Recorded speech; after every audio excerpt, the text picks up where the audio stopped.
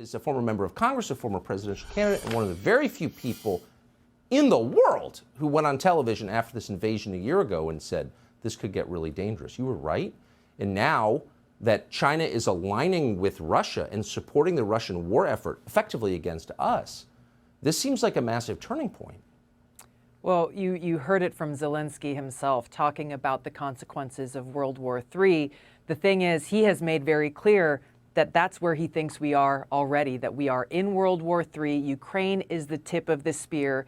And this is how he justifies making demands of the United States and all of these NATO countries to equip him with all of the weapons and aircraft and tanks that the United States and NATO have to go and fight this war that we are in against Russia.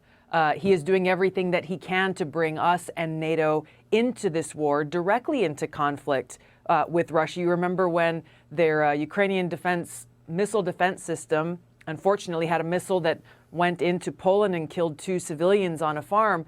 What did Zelensky say? His very first thing, first person on camera saying, hey, this is a direct attack against a NATO ally. U.S. and NATO, you must go and attack Russia.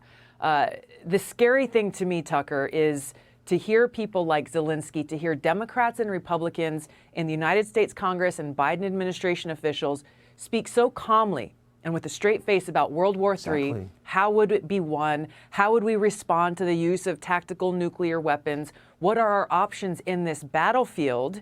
Forgetting what Ronald Reagan said when he said a nuclear war cannot be won and therefore should never be fought. This World War III, this path that we are on, unless we change course, it will result in nuclear war. You've all of the nuclear armed countries in the world on this path towards a head-on collision.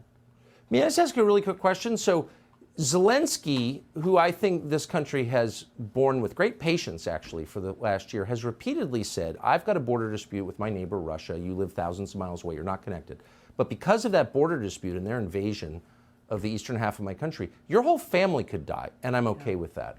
Yeah. Why aren't Americans rising up as one and saying, you're suggesting it's okay that my family dies? No, it's not okay. Off the stage. Like, why are we putting up with this, honestly? You know, you look at the lies that the American people are being told by President Biden, by Mitch McConnell, by these warmongers in both parties, selling this lie that this is about defending freedom and democracy. And as he said, there's no greater threat to that democracy than this fight against this war against Russia. They are the ones who are undermining our democracy. They are the ones who are denying the American people our constitutional right to have a say whether or not we go to war or not. It is an affront to the Constitution and every single American, and we should all be raising hell about this because it is our future, the future of the world, that's at stake.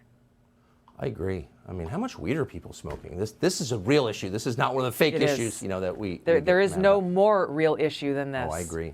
I agree. Tulsi Gabbard, thanks so much for joining us tonight. Thanks, Tucker.